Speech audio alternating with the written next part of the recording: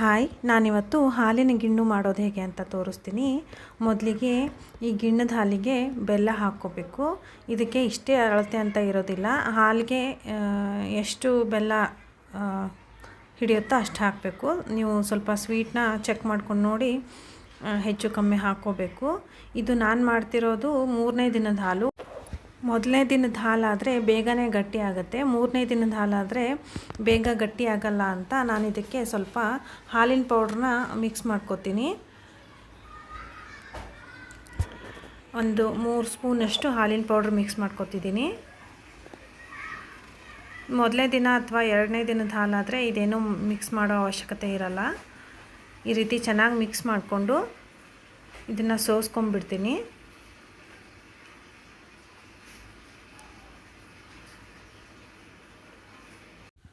Next ನಾನು ಇದಕ್ಕೆ ಏಲಕ್ಕಿ ಪುಡಿ ಹಾಕ್ಕೊಂಡಿದ್ದೀನಿ.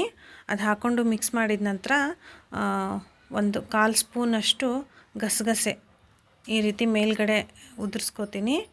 ನೆಕ್ಸ್ಟು ಒಂದು ಸ್ವಲ್ಪ ಕೊಬ್ಬರಿನ ಈ ರೀತಿ ತುರ್ಕೊಂಡು ಅದ್ರ ಮೇಲ್ಗಡೆ ಸ್ವಲ್ಪ ಉದುರಿಸ್ಕೊಳ್ಳಿ, ಒಂಥರ ರುಚಿ ಚೆನ್ನಾಗಿರುತ್ತೆ.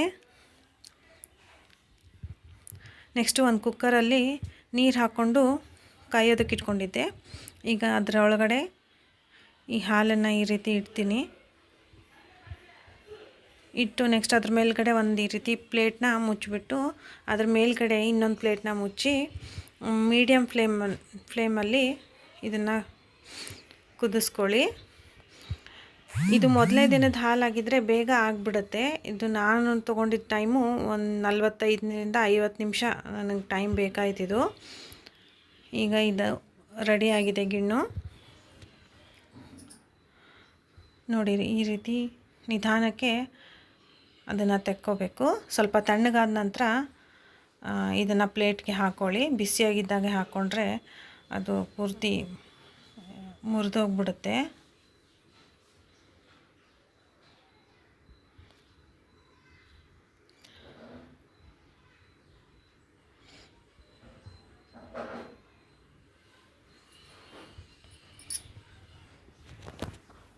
ನೋಡಿ, ರೆಡಿಯಾಗಿದೆ. ತುಂಬಾ ರುಚಿಯಾಗಿರುತ್ತೆ.